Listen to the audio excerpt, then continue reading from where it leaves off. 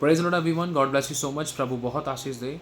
एक वचन एक विश्वासी और सेवक के लिए, हम सभी की करेक्शंस के लिए लिखा है मत्ती की पुस्तक, इसका 18 अध्याय की 15 आयत में इसकी हेडिंग है, लिखा है अपराधियों के प्रति व्यवहार। यदि तेरा भाई तेरे विरुद्ध अपराध करे तो जा और अकेले में बातचीत करके उसे समझा। अकेले में बातचीत करके उसे समझा। मान लो, ये एक सेवक के लिए भी है, एक विश्वासी के लिए भी है। बात करते एक विश्वासी अगर किसी दूसरे विश्वासी को देखता है, अगर वो कुछ बहुत गलत कर रहा है जो वचन के अनुसार नहीं है, ठट्टे निकम्मी व्यर्थ की बातें, ऊट पटांग हरकतें, वल्गर थिंग्स, वल्गर व्यवहार या वल्गर चीज़ों को शेयर करना, WhatsApp group, so many things, each and everything, अगर हम देखते हैं इस चीज़ को, अगर वो चीज़ अगर आपको पता चलती है, तो अगर वो विश्वासी का रिश्ता आपके साथ अच्छा है, अगर प्रभु आपको अगुवाई करता है, तो आप उसको नम्रता से बोल सकते हैं, अकेले में, बिना किसी से चुगली करे, बिना किसी को दोषी ठहराए, बिना किसी पे उंगली उठाए, अकेले में जाकर आप उसको समझा सकते हैं। अगर प्रभु आपको अगुवाई कर रहा है तो, अगर नहीं कर रहा तो आप उस विषय में अब परमेश्वर से प्रार्थना कर सकते हैं कि प्रभु इस मनुष्य को बदल दे, इसके कारण कोई 4 लोग और ठोकर ना खाए। और यही सेम चीज़ अगर हम देखते हैं, प्रभु में समझाता है अकेले में जाकर समझाना।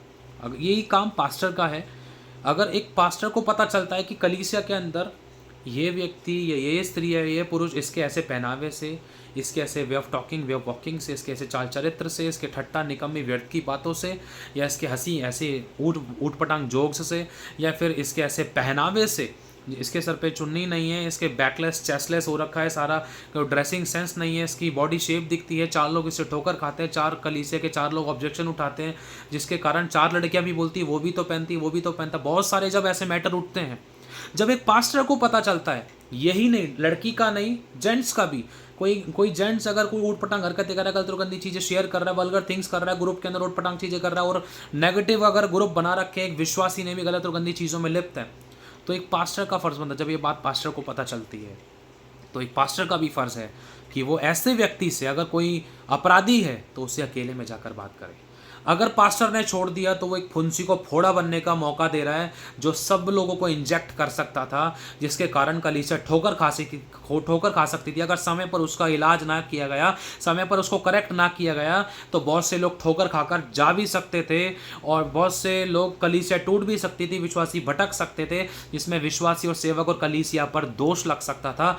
एक मनुष्य जो नया था वो आकर भटक सकता था कि इस कलीसिया में पहले ही गंदपना है या ऊटपटांग हरकतें सिखाई, तो पवित्रता सच्चाई खराई की बातें होती हैं, लेकिन ऐसा उस पर कुछ भी वर्क नहीं किया जा रहा है।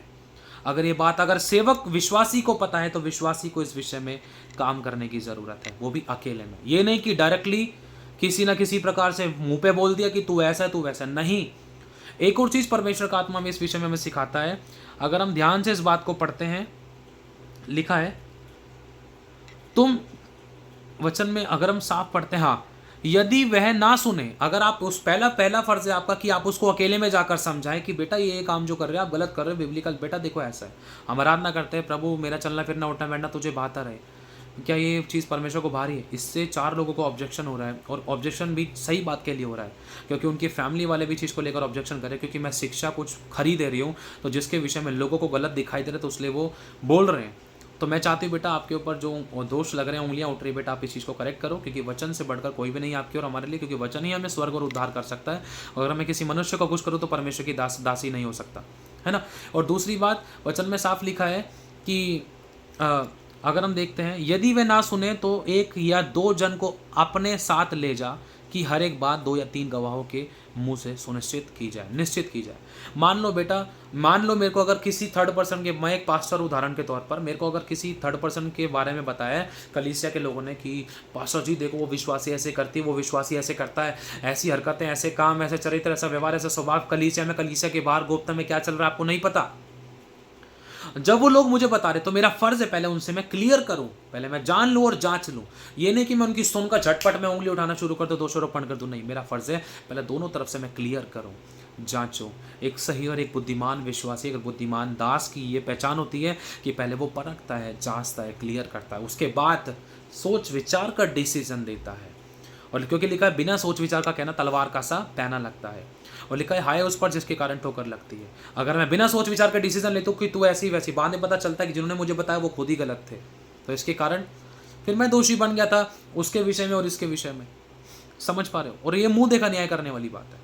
तो इसलिए एक विश्वासी को और एक सेवक को इन बातों को स्मरण रखना है, क्योंकि अगर कोई भी बात पता चलती है तो वो पहले उसको क्लियर करे, और दूसरी बात, इसमें ज़्यादा देर ना करें। जहाँ देर कर दी तो शैतान को और बड़ा अवसर मिल सकता है, जिसके कारण और भी सेवक या और भी विश्वासी और भी कलीसियाँ और भी अड़ोसी पड़ोसी किसी न किसी प्रकार से भटक सकते थे, या उस गलत कनेक्शन में आने के द्वारा वो भी उन नेगेटिविटी में फंस और घुस सकते थे, जिसके कारण बहुत से विश्वासी जब आपस में जब ज़्यादा खुल जाते हैं, जब ज़्यादा मीठे में कीड़े लग जाते हैं, जब विश्वासी आपस में फूट पड़ जाती है, फिर वो भटकते हैं, फिर वो बैर करने लगते हैं, फिर कलीसिया छोड़ते हैं, कोई कलीसिया तोड़ता है, कोई कलीसिया भटकती है, कोई कलीसिया फिर टूटती है कि यहाँ नहीं जा रहा मैं वहाँ जा रहा हूँ, यहाँ पर ऐसी शिक्षा नहीं, यहाँ पर वो शिक्षा दी जा रही नहीं, यार यहाँ पर विश्वासियों का व्यवहार ऐसा है, या विश्वासी ऐसे चल रहे हैं, या यहाँ पर यूथ का व्यवहार ऐसा है, यहाँ पर कलीसिया का व्यवहार ऐसा है। समझ पा रहे हो क्यों? अब मेन चीज़ क्या है, क्योंकि प्रत्येक व्यक्ति वचन से फिर एक दूसरे को जांचने लगता है। जैसे एक इंसान को वचन की नॉलेज होती है तो वचन से एक दूसरे को देखने लगता है, और जब वो चीज़ नहीं दिखाई देती तो उसको अंदर ही अंदर जलन होने लगती है, क्योंकि वो अगर खुद उस चीज़ के विषय में चलने की कोशिश करता है तो वो सामने से भी चाहता है कि मसीह की तरह सही रीति से उन्नति पाए। और यही सेम चीज़ एक सेवक भी चाहता है, क्योंकि वो खुद उस आज्ञा पालन में जब चलता है तो उसको भी ये बात अच्छी नहीं लगती कि सामने अनाज्ञाकारिता कैसे हो रही है।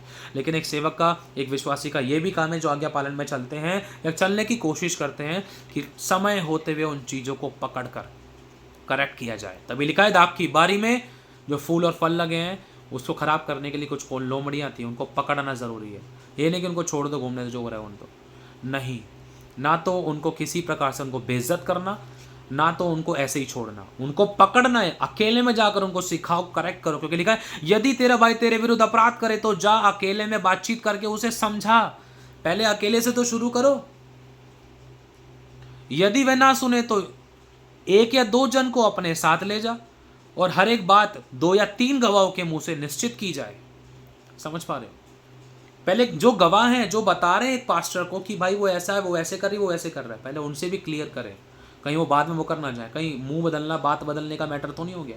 क्लियर करें, फिर जैसा उन्होंने बताया उसके अकॉर्डिंग फिर मैं उस दोषी व्यक्ति से बात करूँ जिसके ऊपर ये दोष लगाए जा रहे, बेटा क्या चल रहा है, बेटा इसी चीज़ को लेकर मेरे को कुछ सुनने में आ रहा है या कुछ ऐसा है, बेटा मुझे बताओ क्या मैटर है, सब ठीक है, चलो एक एक जो भी मेरे को ऑब्जेक्शंस थे उस चीज़ को लेकर मेरा फर्ज है मैं क्लियर करना शुरू करूँ, ताकि मुझे पता चले कि रियलिटी में क्या है, क्या सच में उसके साथ ऐसा हो रहा है, क्या सच में वो कर रहा है, क्या सच में उससे हुआ है या अनजाने में अनजाने में, ताकि उसके अकॉर्डिंग फिर मैं सोच समझ कर, क्योंकि दोनों को मुझे संभालना है, मैं सही डिसीजन ले सकूँ। हालेलुया।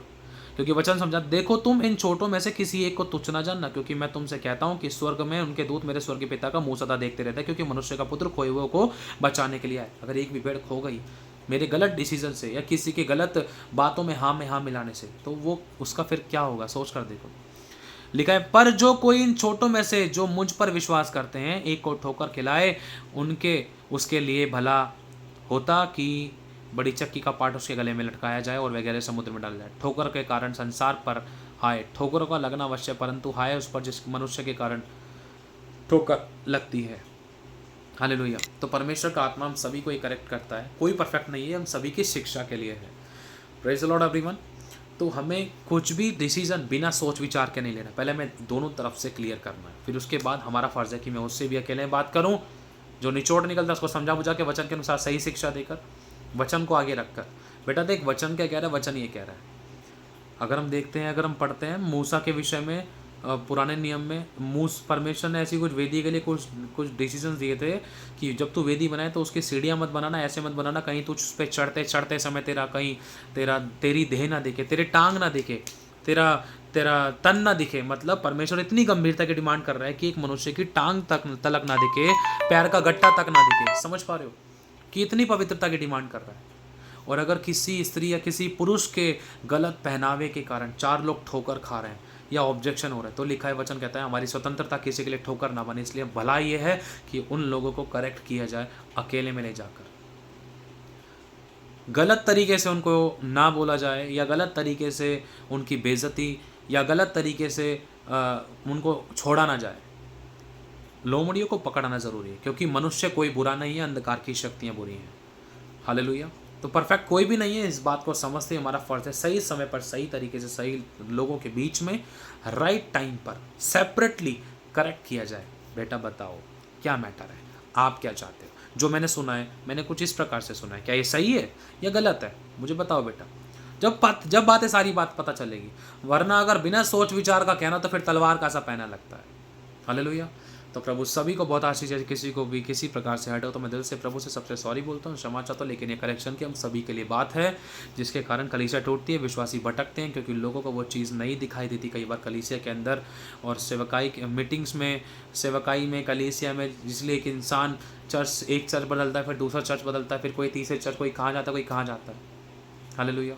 तो इन बातों को एक विश्वासी को समझने की ज़रूरत है। जब ये बातें एक विश्वासी को पता चलती हैं तो विश्वासी का फ़र्ज़ है कि वो परमेश्वर की अगुवाई पाकर सीधा परमेश्वर के दास को बताए, और परमेश्वर के दास का फ़र्ज़ है इस बात को गुप्त में रख कर उस व्यक्ति के विषय में जिसके ऊपर ये उंगली उठाई गई है, उससे जाकर अकेले में बात करे, क्लियर करे, ताकि सब कुशल से रहे, ताकि मसीह की देह उन्नति पर कोई ठोकर ना खाए।